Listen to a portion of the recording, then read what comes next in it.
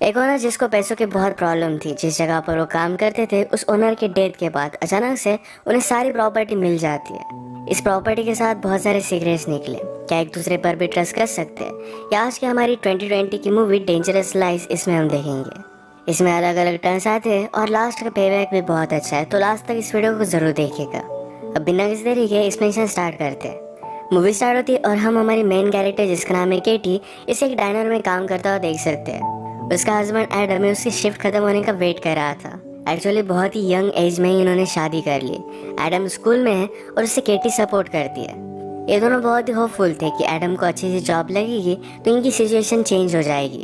अचानक से एक आदमी गन लेकर डाइनर लूटने लगता है। जब उस आदमी का ध्यान नहीं था तो एडम ने उस पर हमला कर दिया। वहाँ के लोगों को उसने बचा लिया। अब इस इंसिडेंट को 4 मंथ गुजर चुके हैं। केटी का अब एक न्यू जॉब है। वो एक रिच ओल्ड मैन की केयर रखती है। इस ओल्ड मैन का नाम था लेनर्ड। लेनर्ड अपने गार्डन को देखकर कह रहा था कि जब मैं छोटा था तो यहाँ पर बहुत ही ब्यूटीफुल गार्डन थी। केटी कहती है गार्डन को बनाने के लिए तुम किसी को हायर कर सकते हो। लेनर्ड ने कहा कि मैंने एक आदमी को किया था, पर एक दिन अचानक से वो गायब हो गया। उसके बाद वो किसी को भी नहीं मिला। इसके बारे में मूवी में हमें आगे पता चलेगा। इसके बाद जब केटी घर पर आती है तो हमें पता चलता है कि आजकल वो एडम पर बहुत ज़्यादा गुस्सा है। एडम ने अपनी एजुकेशन छोड़ दी थी। इन पर बहुत सारे लोन्स वगैरह थे और ये पे करना हार्ड जा रहा था। तो एडम सोचता है कि वो जॉब लेगा और ये सब पे करेगा। केटी इसके लिए उसे मना कर रही थी पर एडम ने माना नहीं। वो कहती है तुम कभी भी कोई भी बात सुनते नहीं हो। उस दिन डायनर में उस आदमी पर हमला करने की कोई भी जरूरत नहीं थी। उसके पास गन थी, तुम मर सकते थे। केटी अपसेट होकर लेनर्ड के घर के बाहर जरा सोच रही थी तो लेनर्ड को लगा कि घर में कोई है। वो डायरेक्टली गन लेकर बाहर आता है। केटी उसे पूछती कि तुम गन क्यों लेकर आए। उसने कहा कि हमेशा मुझे घर में किसी न किसी की तो आवाज आती है। केटी ने कहा कि घर में कोई भी नहीं है। आज रात उसके एडम के साथ जो फाइट हुई थी इसके बारे में वो बात करते हैं। लेनर्ड ने कहा कि मुझे तुम्हें पैसों की हेल्प करने दो। केटी उसे मना करती है, कहती है एडम को जॉब की जरूरत है। फिर अगले दिन से गार्डन को मैनेज करने के लिए एडम को यहाँ पर जॉब मिल जाता है। एक दिन इनके घर पर एक रियल एस्टेट एजेंट आया जिसका नाम था मिकी। मिकी केटी से कहता है मेरे क्लाइंट को ये घर बहुत ही पसंद आया है, तुम्हें जितना अमाउंट चाहिए उतना वो पे कर सकता है। केटी उसे कहती है यहाँ के ओनर ये हाउस नहीं सेल करना चाहते, पर मिकी बहुत ही कंसिस्टेंट था। केटी को बहुत ही अजीब लगा। एडम भी वंडर करता है कि इस हाउस की कीमत क्या होगी। एडम फिर से इन दोनों की रिलेशनशिप को सुधारने का ट्राई कर रहा था और केटी को भी ट्राई पसंद आया। केटी को जिस एजेंसी के थ्रू जॉब मिला था उसका ओनर ये लेनर्ड को मिलने के लिए आता है। उसे पूछ रहा था कि केटी किस तरीके से उसका ख्याल रखती है और लोगों का ख्याल रखते हुए उनका कोई फायदा ना उठाए, इसलिए हमेशा वो इंस्पेक्ट करते रहते हैं। आज लेनर्ड ने केटी को पे कर दिया। जब वे बाद में इस चेक को देखती है तो ये $7,000 का था। ये बहुत ज्यादा वैसे थे। ये दोनों फिगर आउट नहीं कर पाते कि ऐसा कैसे हुआ। फिर केटी को याद आता है कि उसने लेनर्ड से उनकी फाइनेंशियल सिचुएशन के बारे में बात की थी। वो कहती है हमें फिर से वापस जाना पड़ेगा, हमें पैसे नहीं ले सकते।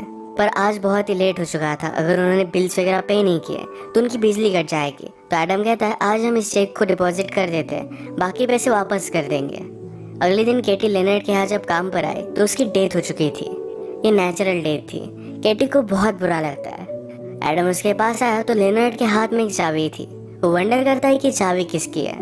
उसने एक बॉक्स खोल कर देखा जिसमें लेनर्ड की बहुत सारी चीजें थी। इसमें वो लेनर्ड की गर्लफ्रेंड के फोटो देखता है। वो जब यंग थी तभी उसका एक्सीडेंट हो गया था, इसीलिए लेनर्ड ने कभी भी शादी नहीं की। इसी बॉक्स के नीचे उन्हें बहुत सारे पैसे मिले। अब ये दोनों डिस्कस करते कि इसका करना क्या पड़ेगा। एडम कहता है कि अगर हमने इस पैसों के बारे में किसी को भी बता दिया तो पैसे कहीं ना कहीं पुलिस के लॉकर में पड़ेंगे। हमें इन पैसों की बहुत जरूरत है। केटी भी इसके लिए एग्री करती है। इसके बाद पुलिस इन्वेस्टिगेशन हुई। डिटेक्टिव उनसे कुछ क्वेश्चन पूछकर यहाँ से चली जाती है। एडम और केटी ने डिसाइड किया था कि जब तक पुलिस इन्वेस्टिगेशन खत्म नहीं हो जाती तब तक सारा रूटीन वो सेम रखेंगे। आज केटी फिर से अपनी एजेंसी में न्यू जॉब देखने के लिए जाती है। वहाँ के मैनेजर ने उसे कहा कि जब तक पुलिस इन्वेस्टिगेशन खत्म नहीं हो जाती तब तक हम तुम्हें कोई भी न्यू जॉब नहीं दे सकते। इसी के पैरेलल में एडम ने भी बहुत ही अच्छी कंपनी में इंटरव्यू दिया था, पर वो भी रिजेक्ट हो जाता है। वो फिर लेनर्ड के घर में पैसे देखने के लिए आया, पर नीचे से उसे कुछ आवाज आता है। ये वो देखने के लिए गया, पर पीछे से उस पर किसी ने हमला कर दिया। जब उसे होश आया तो केटी को अपने पास बुलाता है। केटी सोच रही थी कि एडम पर किसी ने हमला क्यों किया। एडम कहता है क्योंकि हमें जो पैसे मिले वो $100,000 है, उसने काउंट किए थे। एडम को लगता है कि पहले घर में किसी ने काम किया होगा, उसे इस पैसों के बारे में पता होगा। लेनर्ड ने पहले कहा था कि उसने गार्डनर को हायर किया था, शायद ही वो हो सकता है। अबे पैसे यहाँ रखना सेफ नहीं, तो एक लॉकर रेंट कर कर वहाँ वो रख कर आते हैं। जब ये दोनों यहाँ से जा रहे थे तो मिकी, जो एक रियल एस्टेट एजेंट है भी या नहीं, ये उन दोनों पर नजर रख रहा था। ये दोनों आज बहुत ही खुश थे तो घर आकर इंटीमेट हो जाते हैं। लास्ट फॉर्मेलिटीज कंप्लीट करने के लिए डिटेक्टिव ने केटी को पुलिस स्टेशन बुलाया। डिटेक्टिव कहती है कि लेनर्ड की बॉडी का क्या किया जाए। केटी कहती है कि वो चाहता था कि उसकी एशेस उसके गार्डन में स्प्रेड हो जाए। लेनर्ड का इस दुनिया में कोई भी नहीं, तो इसकी विश केटी कंप्लीट करेगी। इसके लिए बहुत सारे पैसे लगेंगे, फिर भी ये पे करने के लिए केटी रेडी थी। ये बात डिटेक्टिव को जरा अजीब लगी। जब केटी और एडम मेमोरियल पर थे तो लेनर्ड की लॉयर वहाँ पर आती है। उसने उनसे कहा कि सारी प्रॉपर्टी लेनर्ड ने केटी को दे दी है। एक दिन अचानक से सीक्रेटली उसने उसे बुलाया हुआ था। इस बात पर केटी बिलीव नहीं कर पाए। वो दोनों बहुत ही खुश थे। जाते जाते केटी और लॉयर जब अकेली थी तो लॉयर उसे कहती है, तुम्हें अब सावधान रहना पड़ेगा। अगर पुलिस इन्वेस्टिगेशन में कुछ गड़बड़ हुई तो तुम्हारे हाथ से सारी चीजें जा सकती है। सारी प्रॉपर्टी तुम्हें मिली, इस बात से एडम को भी प्रॉब्लम हो सकता है। तुम्हें जरा सावधान रहना पड़ेगा। एडम और केटी अपने फ्यूचर को लेकर बहुत खुश थे, अलग अलग प्लानिंग्स बनाते। अगले ही दिन ये लेनर्ड के घर में मूव इन हो गए थे। एडम को पुलिस स्टेशन से कॉल आया और उसे मिलने के लिए बुलाया गया था। जब वहाँ पर पहुंचा तो उसे पता चलता है कि उसे किसी ने भी कॉल नहीं किया था। ये बात डायरेक्टर ने नोटिस की। उसे लगता है कि एडम कुछ ना कुछ तो सस्पिशियस है। आज केटी से मिलने के लिए फिर से मिकी घर पर आया था। वो कहता है कि मुझे लेनर्ड के बारे में पता चला। अब ये प्रॉपर्टी किसी ना किसी को तो सेल करनी ही पड़ेगी। केटी कहती कि सारी प्रॉपर्टी मुझे मिली है और मैं सेल नहीं करने वाली।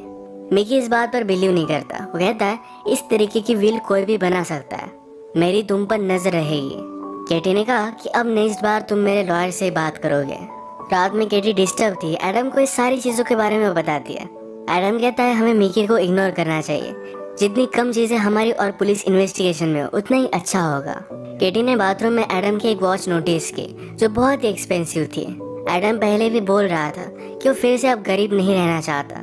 केटी ने उससे कहा था कि इस तरीके की कोई भी चीजें उन्हें नहीं करनी है, सब कुछ नॉर्मल दिखना चाहिए, पर एडम में बात मान नहीं रहा। अगले दिन इन्वेस्टिगेशन करते हुए डिटेक्टिव केटी के पास आए तो उसे पता चलता है कि केटी को एक घर मिल चुका है। डिटेक्टिव को फिर से इन दोनों पर शक गया। उसने इन्वेस्टिगेशन की। लेनर्ड ने केटी को $7,000 का चेक दिया था। इसके बारे में उसे पता चला। वो उन पर और भी ज्यादा शक करने लगती है। आजकल सारी चीजों को लेकर केटी जरा डर रही थी। वो लेनर्ड के ऑफिस में ढूंढती है कि उसने इतने सारे पैसे रखे क्यों थे। एडम कहता है कि अब फर्क क्या पड़ता है, इस बात को तुम जाने भी दो। डिटेक्टिव ने केटी की एजेंसी के मैनेजर से बात की। मैनेजर बहुत ही गुस्सा हो जाता है। उसे लगता है कि शायद केटी लेनर्ड का फायदा उठा रही थी।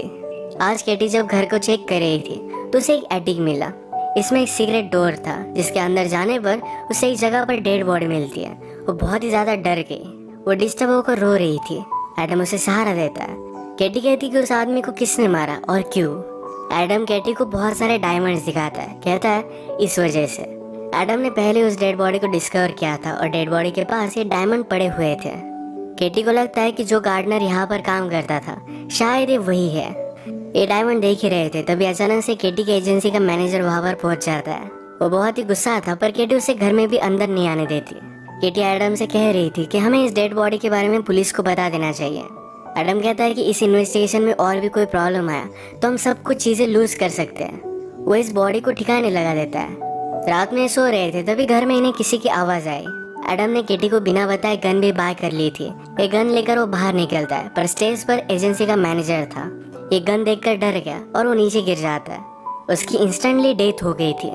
इसकी इन्वेस्टिगेशन करने के लिए पुलिस को बुलाया जाता है। डिटेक्टिव ने केटी से बात की। कहती है यहाँ पर बहुत ही अजीब अजीब चीजें हो रही है और ये होना स्टार्ट हुआ जब यहाँ पर एडम काम करने लग गया। उससे पहले सब कुछ नॉर्मल था। मुझे पता है कि तुम इस सब में इन्वॉल्व नहीं हो पर तुम्हें एडम पर नजर रखनी चाहिए। एडम का सस्पिशियस बिहेवियर देखकर केटी भी उस पर शक करने लग गई थी। अगले दिन केटी फिर लॉयर के पास गई। वो सारी चीजें उसे बता देती है।